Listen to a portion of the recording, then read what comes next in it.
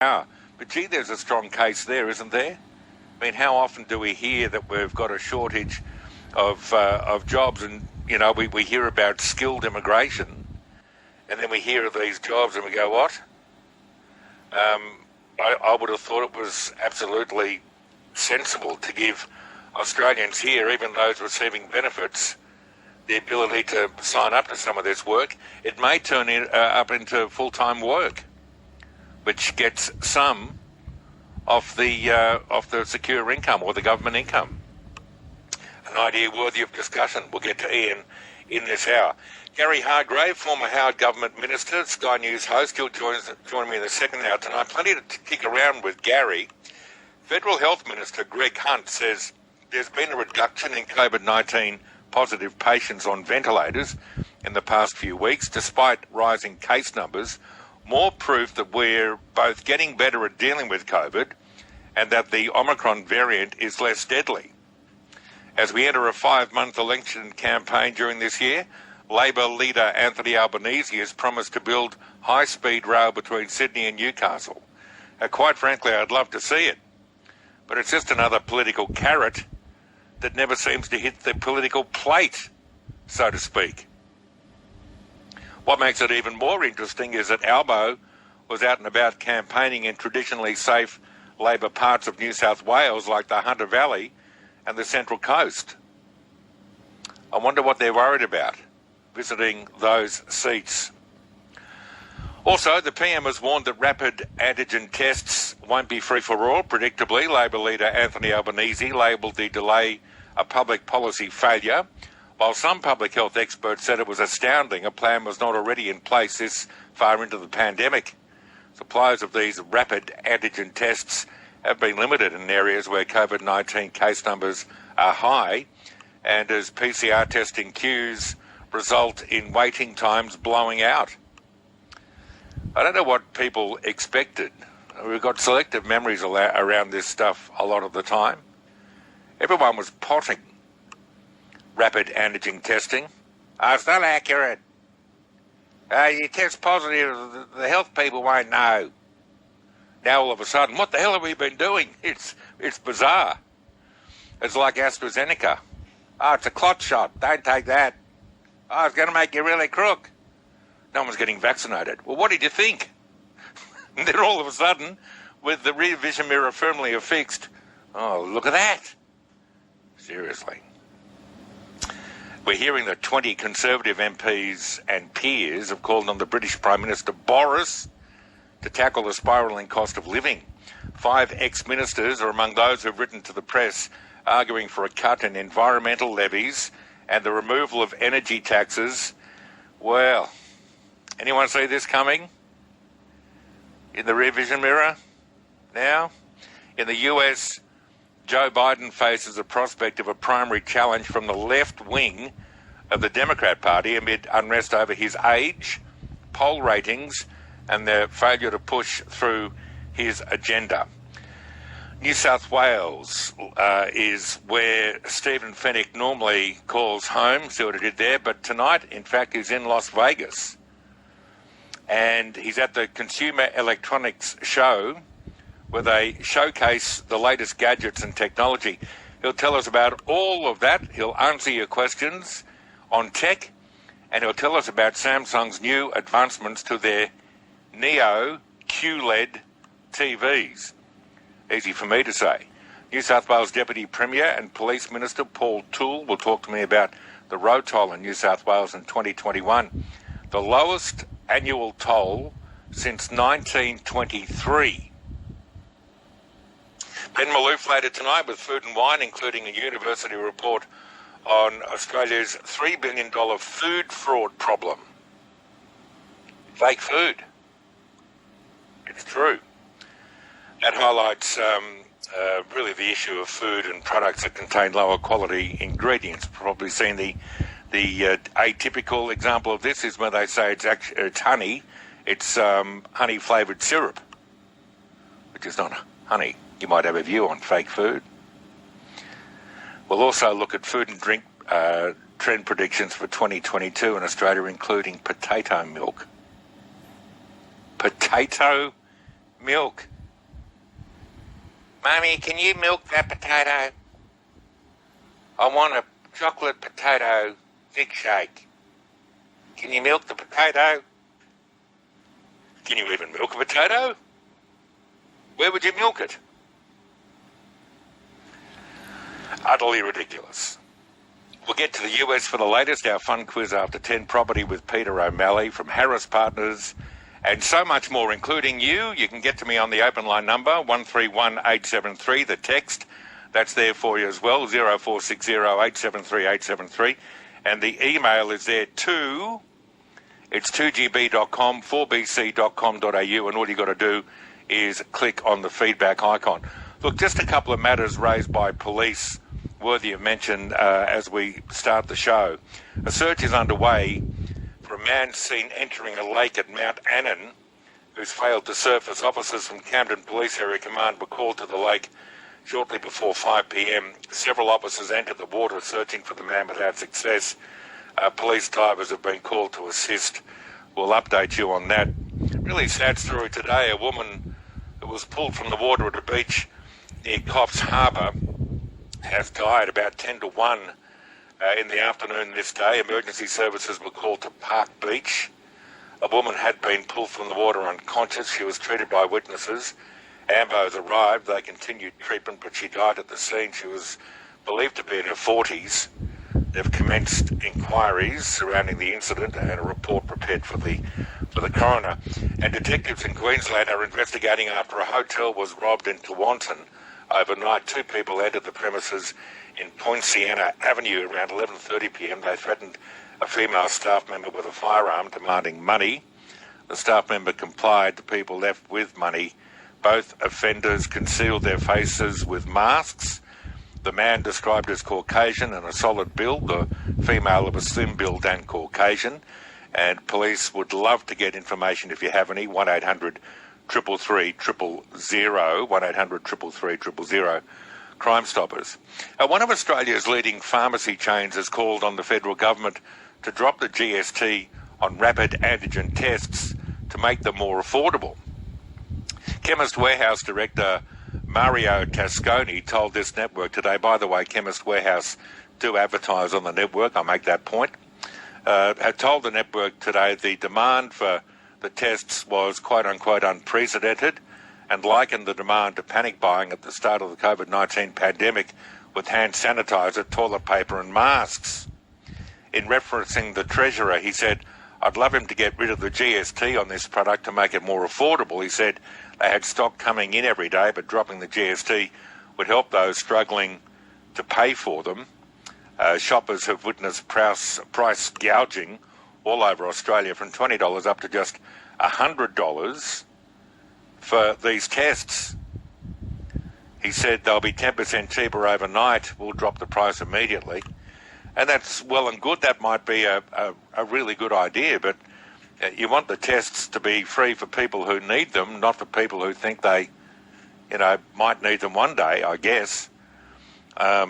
We've probably gone over the top to save the economy, and to some extent it would appear that has worked given the unemployment rate and one or two other measures. But you can't just be in the corner of a street saying, here, you want a few of these? I think. Certainly the people who need them, give them to them. Absolutely. And there are reasons why people get tested. But you can't, I'll have a few of them and build up 50 at home just in case. Can't just do that. And they'll end up on eBay and elsewhere, and that'll be even more embarrassment. But I just think that anyone who needs one should get one for near enough to or nix. And no one can, do the old dunny paper thing. I've got 1,000 rolls here. Mavis, let's get some baked beans.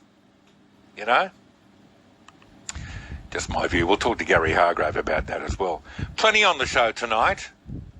131 873 is the open line number.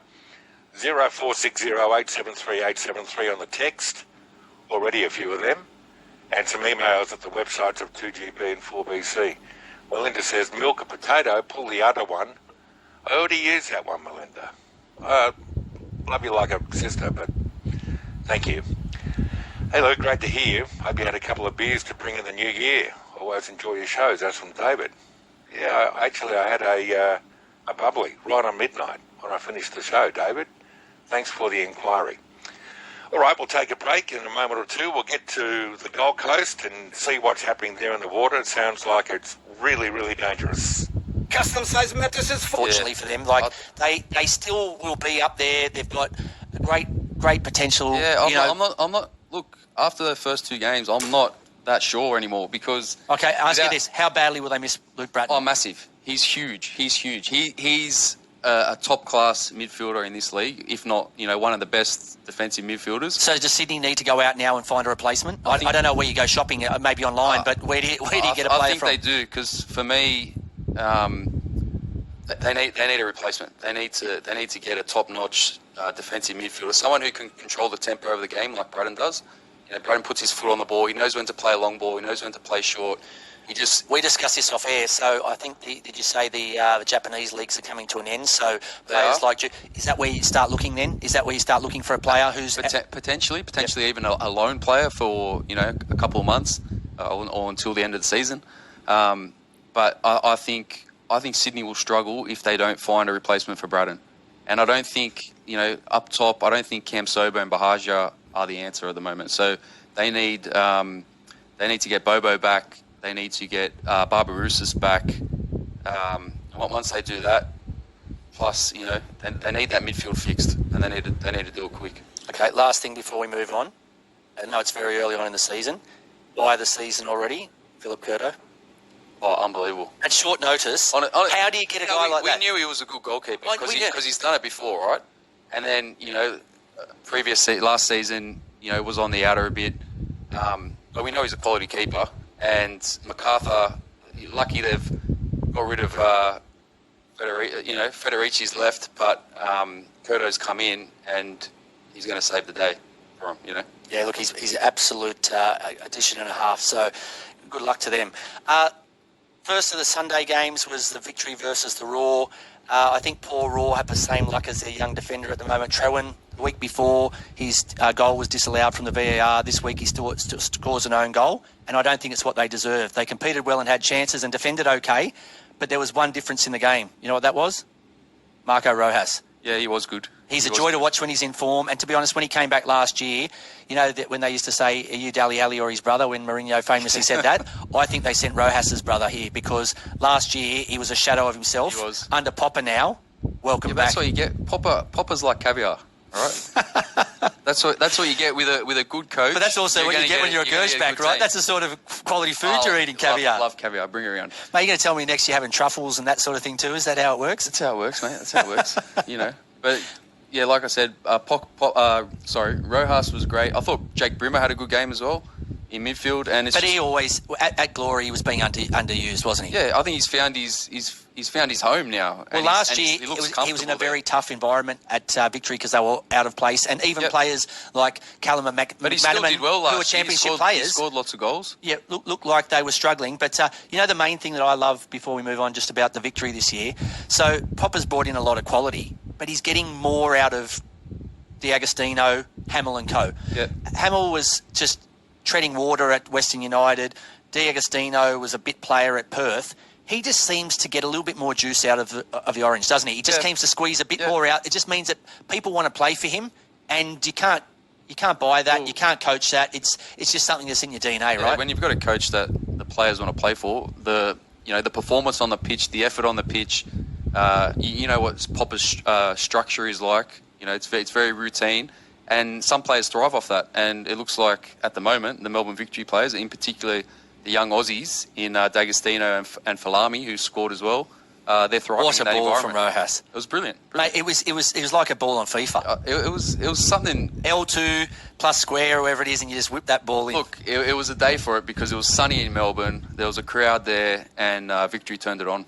Okay, and moving to the last game of the weekend, on the Sunday, the Wanderers had a 2-2 draw with the Jets. I think both teams will feel it was a lost opportunity. 3 errors creating 3 of the 4 goals. What were your thoughts on the game? Yeah, I thought Newcastle can be, they'll go home kicking themselves because that first half performance, they should have been up by a couple goals. Then they cop a late equaliser to go in one all at half time. Come out in the second half, half asleep, a bit shocked. Tom Ahmed scores a great goal. And then I thought the Jets sort of got their way back into the game, got that goal. And then, to be fair, the Wanderers probably could have won it in the end. Rodwell came on and made a nice little mazy run through in midfield and should have finished to make it 3-2. Yeah, look, it's a great sign for the Wanderers with Jack Rodwell getting 30 minutes this week and that classy run which Jack Duncan was able to block. Look, the finish wasn't there, but I think the hard part was the run, right? So, okay, you get there, probably tired legs. He hasn't played a lot, so probably tired legs, but great signs for them. But from a Wanderers point of view, is this a concern? So you've changed a lot of your squad. You got 2 quality goals out of Abini. I know it was a mistake, but he still rattled the ball home. Hamed, that's the reason why they brought Tomer in, because he just is an absolute goal scorer with class. But same story, 31 shots, 6 on target, and you score 2 goals. The other team has a handful of shots, and they score 2 goals. And arguably, the Jets could have won it as well. They could have won it. And, like I said, you brought Reece Williams in, and the tackle that he put on for the penalty he knew it straight away. Was 4 days late, though. I know he slipped. He knew it straight away. But it was 4 days late. Yeah. Now, I don't what's going to happen, and they're not the sharpest of teams that you're playing against, right? There's better strike forces. There's, Alfie, there's Barbarousis, there's Keogh, there's Fornaroli, there's all these guys here. There's Naboot, McLaren, Melbourne City. So if that's the sort of tackle you're putting in, is that just down to lack of match fitness, or is this a concern already for the Wanderers that they're lacking speed at the back and they're really going to struggle? I wouldn't be too concerned about Reece Williams because he's played at a high level. He knew straight away that he made a mistake. And, from his a player with his, he's played overseas. He's played for the Socceroos. Like, he won't make that mistake again. But I think it is a concern for the Wanderers because they've played 2 home games now, haven't won yet. All right, there's only 2 games into the season, but we're starting to see those trends creep in from last season, and they need to start winning football matches. Like I said last week on the show, I said if they don't start winning, after round 5, 6, 7, if they've only got one win and 5 draws or whatever it is, Robbo's, he's going to have to answer for his job. You know the way it goes, right? People say, I'm not worried if we're not scoring, I'm worried if we're not creating. But the problem is when you're creating for 2 years, but for 2 years, it can't keep going on for a broken record. Eventually you have to start converting your chances because if you're not banking the dollars, eventually you're going to run out of coin. So that's how it works. So, look, that's the end of our Revolution Roundup for this week. After a short commercial break, we go to the Players' Escape Room with MacArthur Bulls' fantastic new recruit, Craig Noon, back after the break. You're listening to the Football Revolution. Up now, we welcome to the Player Escape Room a player who had an amazing season winning the double last year with City. He's now decided to move to MacArthur for a new challenge. Please welcome to the show the Bulls' new attacking weapon, Craig Noon. G'day, mate. Welcome to the show. Thank you. Thanks for having me on. And also, happy birthday. So we know it's your birthday today, so we thought it was a big enough privilege to be getting you on the show, full stop, let alone the day you turn 34 young. So thank you very much and much appreciated. Yeah, no problem. I've had a nice day now, so I'll just finish training, so I'll do this with you guys and then I'll get home to the family. What's the plans for tonight? Nice birthday dinner? Yeah, we're going to go for dinner, me and the missus, into the city and see a bit of Sydney, and it'll be an early night, nothing too mental with the season starting this weekend. Mate, I'll make sure that PK doesn't hear this before the first game on the weekend, so all good, mate. You can say whatever you like. Yeah. So, mate, what's the biggest thing you've noticed so far about Sydney and Melbourne? So you spent a couple of seasons, very successful seasons with a City, and now moving to Sydney with MacArthur Bulls. What's the main thing you've noticed so far since you've been in the city? I think the weather's a lot better over here than it is in Melbourne. Obviously the lifestyle's a bit different because you're close to beaches, and in Melbourne I was basically right by the city, so my nearest beach was St Kilda, and that's not really much of a beach. So we're here, I've got 3 or 4 beaches around me, and I think the weather has an effect, and it's definitely a better lifestyle here, I'd say. well, we're very happy to have you in Sydney. So it's a lot easier for us to get out to games and watch you play. So for us, that's definitely a tick. And if it's working well for you and your partner as well, then everybody wins. Yeah, thank you. So how's pre-season been? I know Ante Milicic is very detailed in the way that he operates, whether it was with the Matildas or now with the Bulls. So how's pre-season been? Yeah, it's been probably the longest pre-season I've ever done, to be honest, with all pushbacks and COVID. The pre-season's been very good. I mean, and as you mentioned, Ante's, attention to detail is very good. So is my management as well. So, yeah, it's been enjoyable. It's been hard. It's had the best of both, really. But now the games are coming up, and we just want to get them started and get into the season now. So talk me through it. What's the reason behind the move? So you had some very successful seasons at City, and honestly last year I thought you were one of the stars of a league. You absolutely lit the league up. I think there's no secret that yourself and J-Mac and Marco Tilio, etc., were a huge reason why City was so successful winning the double. But then for you to then move to Macarthur, and in their opening year they did fantastically well. So what was your thinking behind the move? Yeah, I mean, before I came to Australia, I said I don't want to move the other side of the world, basically, to just go and to enjoy it and see out the rest of my career. I wanted to come over here and win trophies and compete at the top of the league, and try and have a good influence in the dressing room and in the teams that I'm at, whether it's Macarthur or Melbourne. I like to think I've done that at Melbourne City, and we were successful there. Obviously, my first year, we got beat in the grand final, and we also lost the FFA Cup final, and so that was still a success from the club's point of view. But then the second year, obviously, to go and do the double was definitely what I came here for, and that was the best part of me being here at the moment. I'd say was definitely bringing that success to the club and being part of a great team, and yeah, I thoroughly enjoyed it.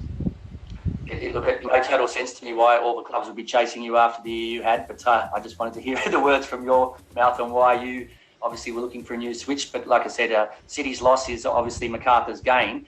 But with the sort of season you had last year, how do you set goals for this year? What are your goals this season based on how successful you were last year?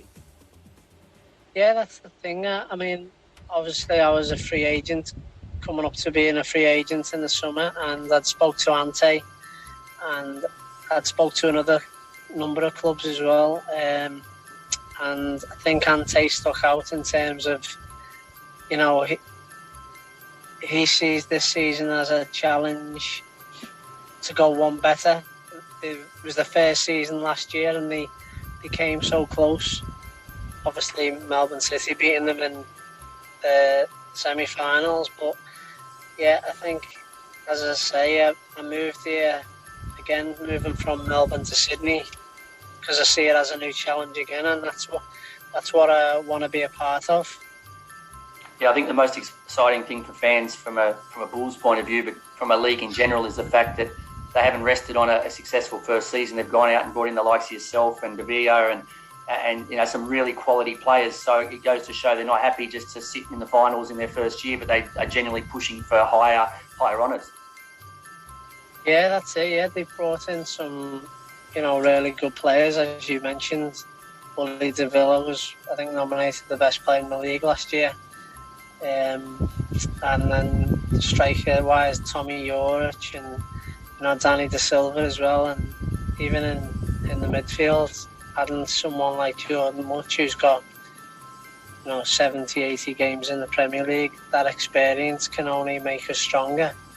And yeah, we're looking forward to it. We think we've got a good balance, and yeah, we're ready and raring to go now on Sunday against Wellington. I think everyone's ready and raring to go to watch you guys get on the park with your new look team and see how the season goes. But mate, I've given you a bit of a warm up, but I'd like to get stuck into one of the two games that we like to play with our guests. And This will test you out and probably challenge you with a few things that most of the shows don't. So are you ready to play? Yeah, let's do it, yeah. So the first game I like to play with the guests is called Lock, Stock and Three Smoking Balls. So there'll be 3 questions here that I throw at you. If you get stuck, I'm more than happy to jump in and give you a hand. But if you're ready to go, we'll throw the first one of the smoking balls at you. Yeah, good to go, yeah. So the first one, if you could sign one player from the A-League to be a teammate, who would it be? So if we take it away from the board at the Bulls and you could bring anybody in, who would it be, or is he currently playing with you?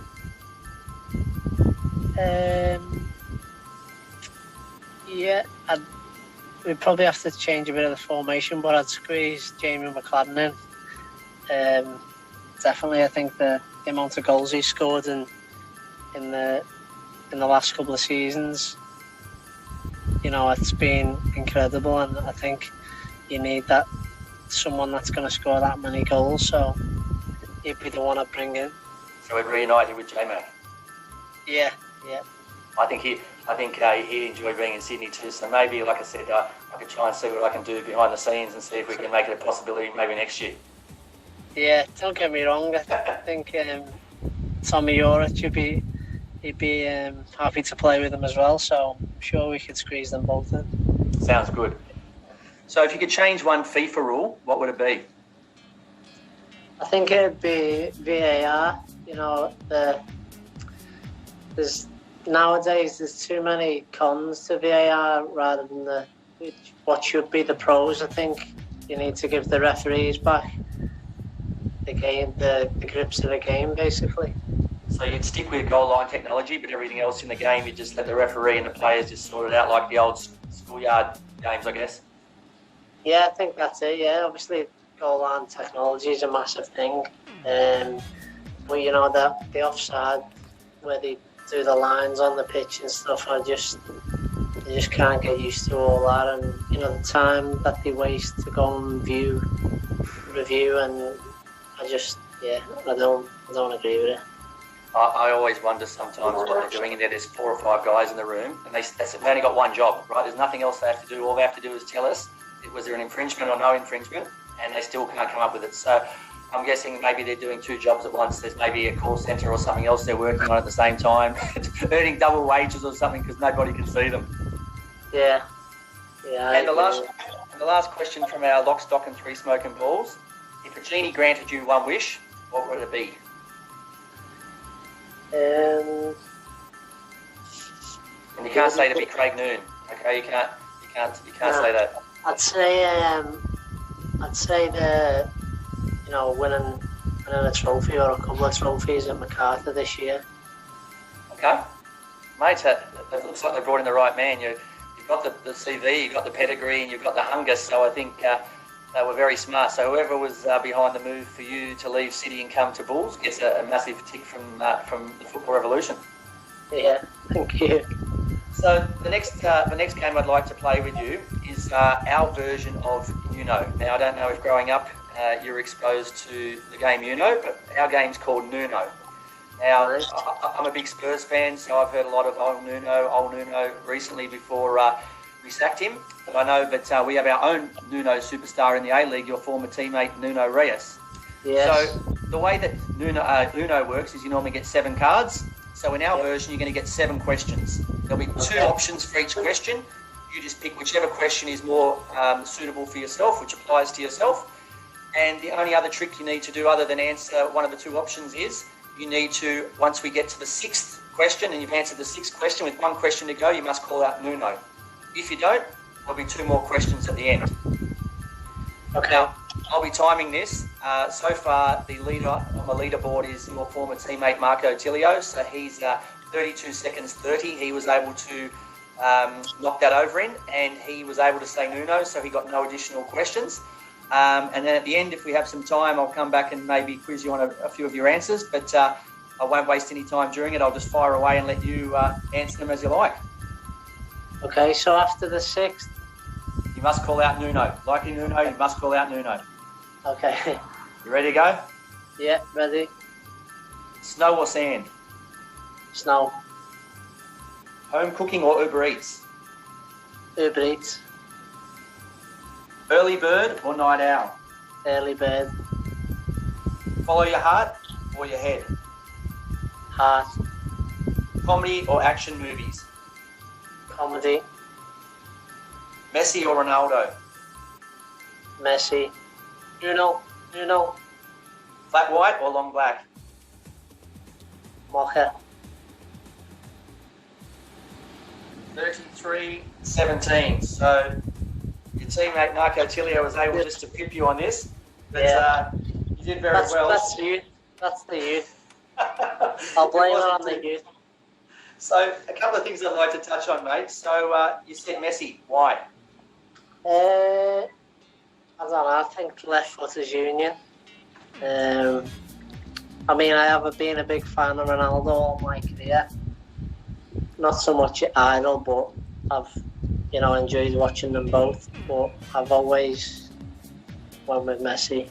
I think maybe being biased, left footers and his style of play. Okay, so flat white and long black. You said mocha. Yeah, well, I never really drank coffee until I came to Australia. And then obviously living in Melbourne, people were saying, oh, you need to have a coffee. And I was just the boring, oh yeah, I'll go for a coffee. But I ended up getting English breakfast tea for so long. And yeah, I got that much stick about it. I started trying a mocha and I've enjoyed them and I'm still on them now. And I need to up my coffee game, but I'm still on the mochas for now. It is a stamp of approval or coolness, right? Especially in Melbourne and Sydney. If you don't drink coffee, like you're a bit of a loner. It's like you're left out of the group. So I'm the same as you. I was only started drinking coffee a few years ago. Prior to that, people would take photos if they saw me with a coffee because it was such a one-off instance. But you have to fit in with the crew, right?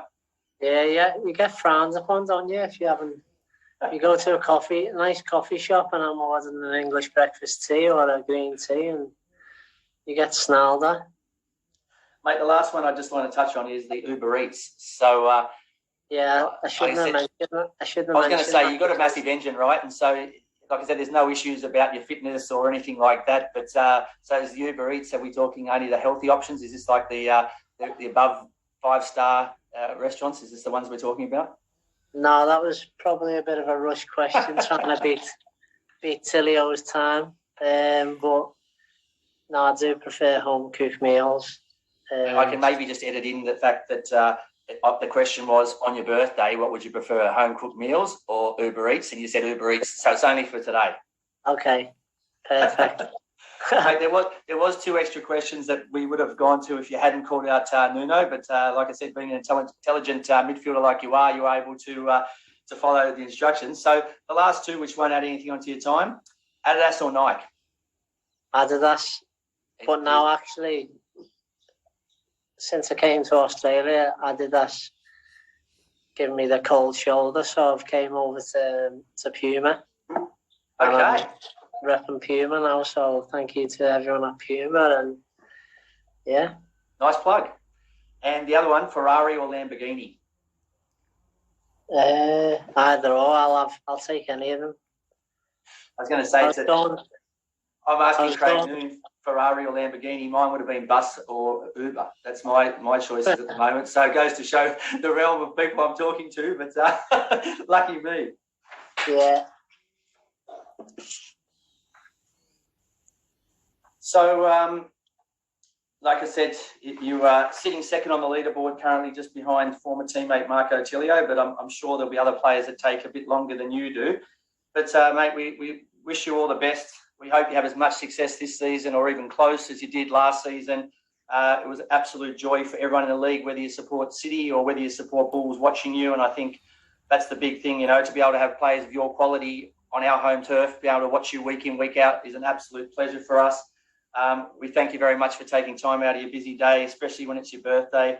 We hope you have a great night, and we thank you very much for joining the Football Revolution. No problem. Thanks very much for having me, and thanks for the effort of the birthday cake and the happy birthday message. So, yeah, I appreciate that, and it's a pleasure to be on with you. And anytime in the future, I'm happy to come on again.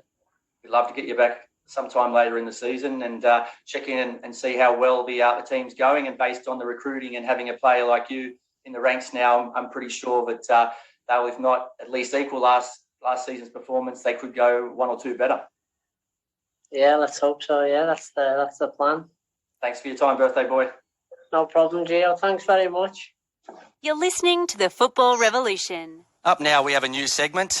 We welcome to the show former Socceroo, Lons and Blackburn Rovers star to the Football Revolution team. Welcome to the show, Robbie Slater, or as I like to call him, Royalty Robbie. Hey, Robbie, how are you? Well, I'll tell you what, I've got some nicknames. That's one of the nicer ones. Mate, I consider you to be football royalty, not only in Australia, but also considering your exploits overseas. So that's why I'll be referring to this segment as Royalty Robbie. Well, I was considered royalty in Lons in France where I played because they thought I was crazy. They'd never seen a red-headed kangaroo before. But they called me.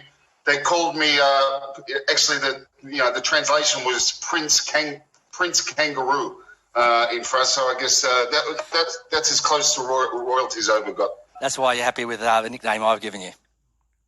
Happy with what? Sorry. The nickname I've given you. Royalty, I'm delighted. Like I said, mate, I've got a lot of nicknames, and that's a nice one. I'll tell you, I've got some horrible ones. So tell us, Rob, what have you been up to?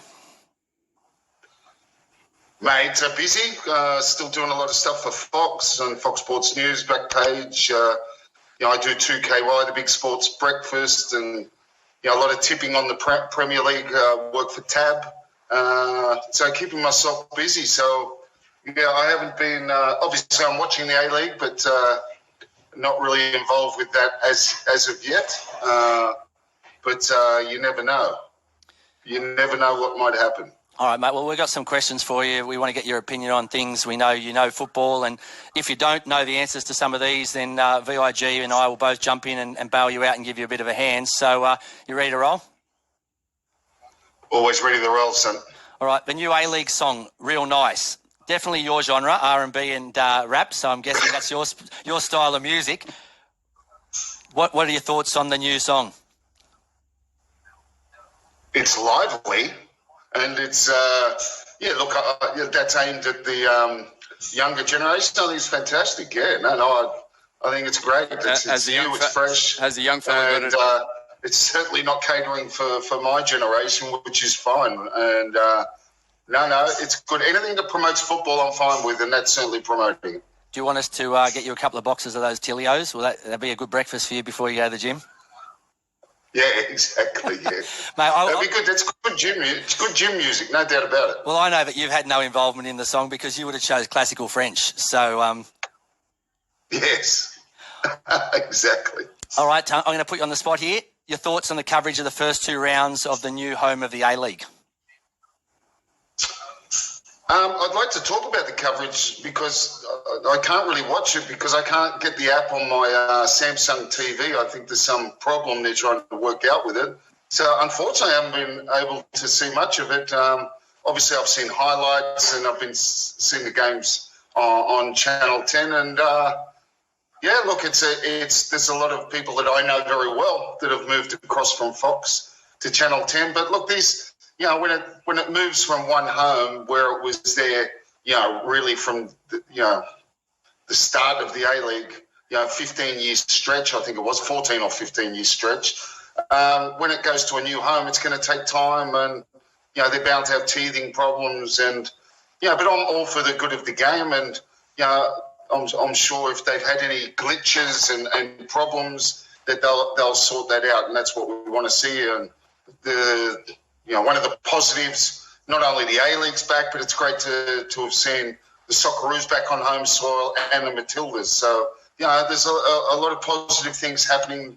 We're still, in spite of what a lot of people might tell you out there in particularly Twitter land, where it seems to be very negative, in spite of what everyone's saying, there's a lot of positives. We've got a World Cup for the women next year. And the Socceroos are in a pretty good position, I feel, to qualify for a fifth straight World Cup. In fact, we're 1 point better off than we were 4 years ago when we qualified. So 1 point behind Japan. Those two, Japan and Saudi, have still got to play each other, of course. And we've got Japan at home, along with Vietnam. So very much still in our own hands. Okay, so touching on what you've mentioned, what do you think the Women's World Cup on home soil will do for the game here? What will it? Sorry, I just missed that last part. What will hosting the Women's World Cup on home soil do for the game here? Oh, look, it'll do a lot for the game, especially for young girls wanting to play the game, and also everybody involved. We saw how big the event was in France. Don't mind my kids behind there; they're just getting ready for summer soccer, so they keep walking back and forth. At least they're playing nice the right background coach. vision. At least they're playing the right coach, Robbie. Yeah, exactly. But no, it's a huge positive for the whole game. Obviously, like I said, the women's game, but France was massive for the Women's World Cup. It's an event that's getting bigger and bigger, and it's great that Australia can host it. What were your thoughts on the Matildas' performance against the US on the weekend? Well, it could have been very different if they'd taken their chances, and they didn't, and the USA punished them. With a very young side, there's a lot of young players, so that's positive for the Matildas. But it's not a great result when you're getting thumped 3-0 at home. But we don't have a great record against the US, but we're back in with another game Tuesday night, so hopefully we can get one back on them. Thoughts on Gustafsson so far as a coach?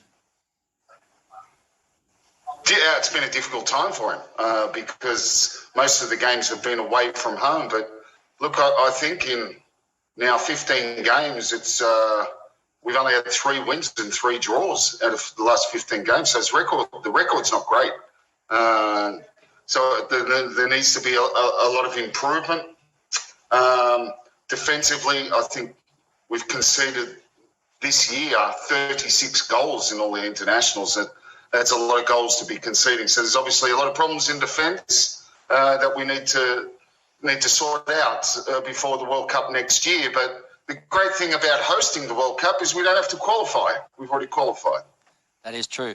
Hopefully, Arnie, your good mate Arnie and the Socceroos will be there. The World Cup next year being played in November. Are you a fan or not a fan? Yeah, it's going to be well, it's unique, isn't it? First time we've ever had a World Cup in November. It's going to be strange with the European seasons, of course, and we know all about the how would you say, the disappointment of this decision when it happened. But anyway, it is what it is. Like I said, we're in a good position. 1 point behind Japan. Got to play Japan at home. They've got to play each other, Saudi and Japan, and hopefully Arnie and the boys can get us through it. Yeah, definitely. All of Australia, I think, have got their fingers crossed. So a couple more questions and then we'll let you go because we know you're a busy man, Rob. If you had to bet all your money at tab.com.au with 2 games into the A-League season, which team would you put your money on? Well, mate, I've had 2 divorces, so there's not much money left. So we'll if I had to throw it all on, well, considering there's not much left, I've liked the look of both Melbourne Victory and Melbourne City. I think they've been both a standout.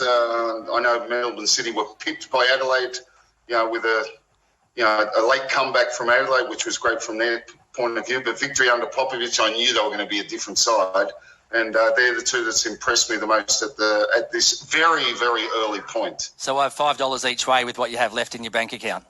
There you go, son. $5 each way, no more. You're listening to the Football Revolution. Unfortunately, we have lost our royalty, Robbie. Maybe it was the fact that we only have 8 minutes worth of credit and we haven't paid enough for him, so it's cut off. Or maybe it's his Samsung computer or phone that he was complaining about. But we could have asked him a million questions. Unfortunately, we've lost him. But considering he's our new star recruit on the Football Revolution, I'm sure he'll be back. But in the meantime, we just move on with the show. So as they say in show business, the show must go on. So let's just move into our clinical finish, which is our close of the show. So our weekly Tom Mohammed Award. So pretty much we give it to somebody who's had a real good crack on the weekend. So that's probably the best way of summing it up. Last year, it used to be you on a regular basis, VIG, when you came in and you're a little bit under the weather. But for us, it's more been translated. Tom Mohamed's one of the star strikers of the league. So it's more now going to be into probably a finish or a shot or something. This week, the two nominations are Abini's power driver to punish the Jets' mistake, or New Boots, Andrew New Boots' sublime outside of the foot, right foot finish. Both were quality goals and both put a Hamed in their coffin, a Tom Mohamed in their coffin. They did. Tom Mohamed scored a pretty nice goal himself, so he's unlucky not to win his own award. Yeah, but I think he's also a modest guy, so I think he'd hate to take it from someone else and take an award named after himself, but it's only a matter of time before he does. Look, Abini's strike was pretty good, a bit of a pole driver, and it's a great shot, but I don't think I can go past New Boots. Absolute pearl of a shot. He's textbook. He's cut in and then let one rip with the outside of his foot and just curled it into the top corner. So I'm going to go with that one. So our winner of the Week 2 Tom Mohamed Award goes to Andrew New Boots from the Melbourne City Football Club. Congratulations. Yeah, that's tough. That's tough to do. He's channeled a bit of João Cancelo there, I think. Yeah, it was an absolute quality finish. So moving on to this week's key games. So there's another Melbourne derby between City and Western United, which look, I think Western United were better last week, but they've got a bit of room to improve before they can get to Big Brother City's standards. So I'm going to expect the City to run out winners there. But with our mate, the human force field, Jamie, in goals there, don't take anything for granted. Undefeated victory visit Popper's old home of the Glory. So he's going back to show them what they've lost and what they're missing out on. And the Phoenix versus the Wanderers should be an entertaining game, considering there's a lot of star power there. And even though the Wanderers haven't been able to put any wins on the board, they've still been good value for the run. So even though from a fan's point of view or from a neutral point of view, there's been no bank of 3 points, it's still been entertaining to watch. So anything for you to keep an eye out for, VIG? No, look, the football keeps coming, and we're looking forward to it. There's, even Brisbane, Adelaide, I thought, like you said, Brisbane were unlucky against the victory. I don't think 3-0 was probably a fair reflection of that. They copped an own goal early and probably dropped their heads a little. But, there's some great games. Sydney FC, Newcastle as well. But the big one, probably Melbourne City and Western United, another derby in Melbourne. So looking forward to that. Well, look, hopefully the weather doesn't play a part. Last weekend was a bit windy and a bit wet. It could be a lot worse. It could be like the UK where they're having to cancel games and shovel snow for a couple of hours beforehand. Yeah, it was really hard to watch, but look, probably fun to play in, but not good to watch the game at the ground or to play in. But moving on to our quick fantasy update. So last week I had a score of 63. This week I stayed loyal as promised, and Rojas, J-Mac, Tom Mohamed, Stefan Mork and Nuno Rios have repaid my faith, and I scored a huge 128, so a big increase on last week, and justified staying with my crew. How did you fare, VIG? Look, I only racked up 88 points. Okay, I think this is recording. I cut it. This is soccer, the A-League, Australia. This is how they talk. I don't know how you see it, but I'm going to see if they're about the other one. Then I'm going to cut it. They're playing the music. They're playing the music on that one, man. It's silly.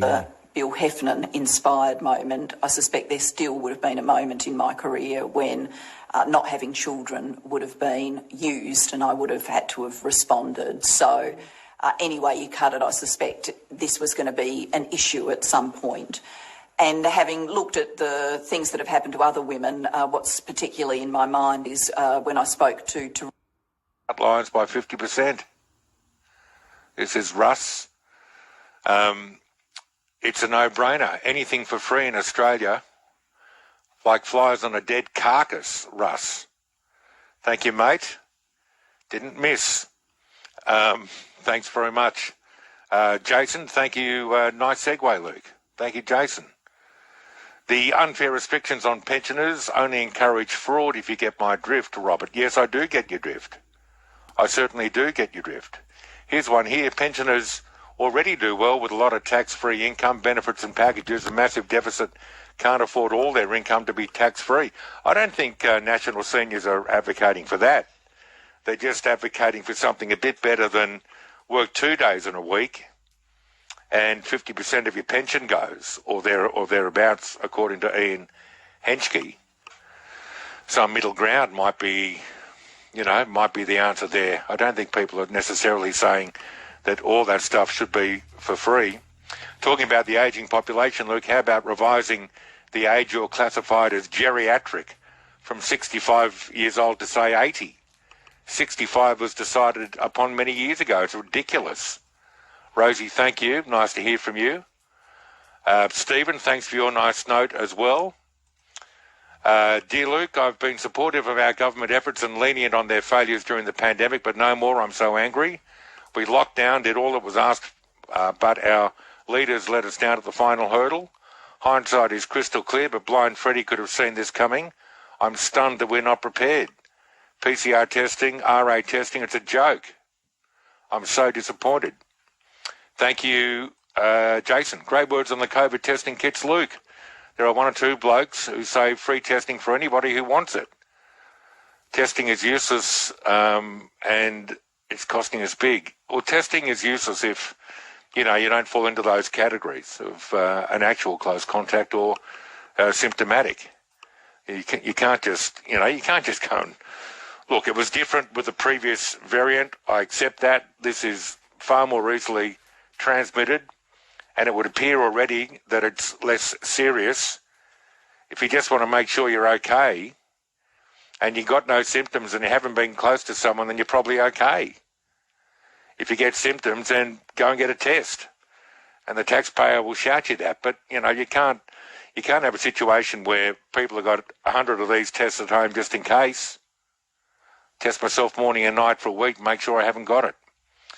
Oh, yeah, we mentioned this potato milk before. John says, Luke, you can milk a potato. You just need a very small stool. That's nice, John. Very nice. And Fran says it's appalling what is being done to pensioners.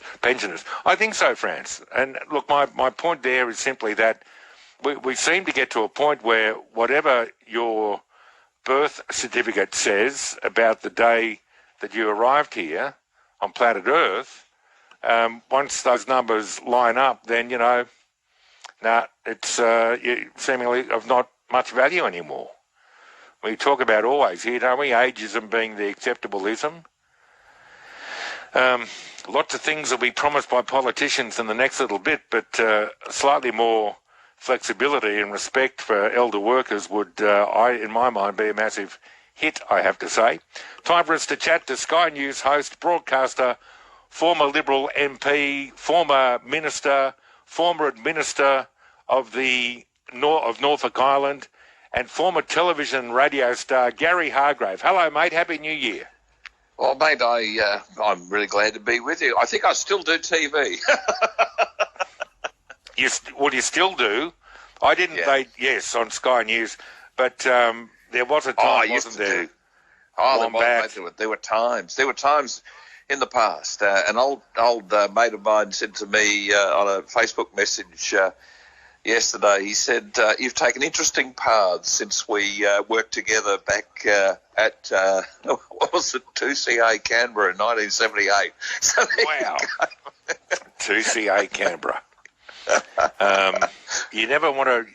do you like it when I mention Wombat, or you prefer I didn't? Mate, I love it. Wombat was an award-winning program, and I was so honoured to be part of it. What did you do on Wombat? I was a field reporter, and I'd hosted a little bit in the studio, but not as much as others. I went out and about and found out things that are of interest.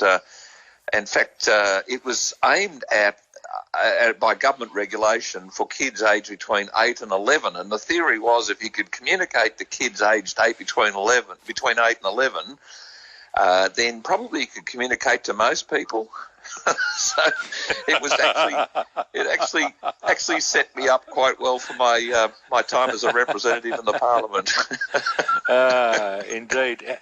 How was your New Year? I know you were on Sky all last week, and you might be on Sky all this week too, are you? But did you have a few days to yourself or with the family? Look, I was hosting for Chris Smith, who decided a beach sounded better than a broadcast, so he bolted last week. So I did that for Chris on Sky, And it was great. So we stepped our way through the last few days of 2021. Whoop, that's gone. Thank heavens for that. Yes, the year, I mean. And yes. So, look, we move on to the new year, and I've got a couple of weeks before my regular Friday night program on Sky commences again, and towards the end of the month, so I'll probably pop out on every so often. But I've given a commitment to you, mate, and I'll keep it. I'll keep that commitment with you. You're a star. You're a star. Now, answer me this. Queensland, thousands of cases. Anastasia, it turns out, did keep people pretty safe. But Omicron is there, and the numbers are rising. They're high. They're in the thousands. What are people talking about in the street? Is it damn those visitors? Is it, well, this is how it was meant to be, we just have to live with it now? What's the mood like there? I guess it depends on who you talk to. There'd be those who say, I'm very inconvenienced by the fact that Queensland's now part of the rest of the known universe. In other words, I didn't like the borders being open, but, mate, somebody had to let it rip, and eventually we were all going to get this, and the Chief Health Officer this evening is saying we're all going to get it, and it's going to happen over the next few weeks. So we're going to get it in some form or other. Those who are vaccinated, we're told, and it seems the evidence backs this up, are more likely to have a very mild interaction with this, more like a summer cold, more like the kind of thing you get each year.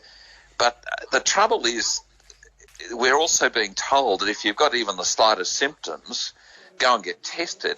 And mate, I think the other thing is people have tuned out. So they're not necessarily hearing the day-to-day updates like people like you and I might tune in to find out what the latest guess is from government. And you know it is, because until it actually comes in and they analyse it, they won't really know what it is the whole thing was until it's well gone, in my view. But so you end up with these thousands of people queuing up for hours at a time, putting themselves through the misery because someone sneezed near them. And so I think there's a bit of this common sense that needs to be put into perspective. And remember, each of these PCR tests that people are queuing up for, they're not free. They cost between $100 and $200 a time. The taxpayer's paying for it. So, you really wouldn't want to be the most frequent traveller to the PCR test. But if you are crook, for heaven's sakes, go and get seen. I know, look, there's somebody close to my family that, tonight has got a severe throat infection, difficulty swallowing, and he's only had one jab, and, he's the sort of person that needs to know what's going on. Yes, he has been confirmed as having it, but we haven't seen him for a week or so, but I'm just simply saying there are people around who are ill, there's no doubt about it, but they tend to be those who've not gone and got the vaccination which has been offered, and I think that's probably been proved to be pretty right for most people. Yeah, I'm trying to count the number of people I know who have it. We've got a couple of family members on the Gold Coast, actually, and they trace their getting it back to a conversation with someone in their front yard. So that's outside, but there's no other explanation. Both of them, the husband and the wife, and they're young, they're fit, they're really fit, and they don't feel 100%. I know one other person suspected who's in hospital, sadly, and she's been cleared. But other people I know a couple of people at work who've had it and haven't felt all that bad. They're younger people. Sure. I don't know if we all have to have it, but it sounds like a lot of us are going to get it. And this is where this holding of one's nerve. I actually quite like the Chief Health Officer newly appointed in Queensland, Dr. John Gerard, who doesn't mind the old spade to shovel routine, and is quite frank and doesn't seem rehearsed. And it'd be nice if government could stop everyone getting a sniffle or tripping over and grazing their knee and all this. Okay, I'm gonna cut it now. I don't know what to say, but the cases are going higher. They're saying that sooner or later we'll kill coronavirus, but we haven't. And people that are working hard and don't have a job, and the pensioners are getting ripped off, and everything's going a bit silly. Nothing too nice, nothing too good, but we can only believe and protect ourselves, do what we can, how we can do it, be nice to one another. You are there, I'm here. I go for the Sydney FC and Perth Glory football team, soccer, whatever you call it. But I love you. I will see what's going on now. It's 8:22 at night. Yeah, we talk like this. We say like this. Australia, fair dinkum, down to earth, happy little Vegemite, happy as Larry. We have nice people. We're beautiful. We're wonderful. We're champions. We're number one. We love you. Subscribe and do your best. I love you too. Ah, but gee, there's a strong case there, isn't there?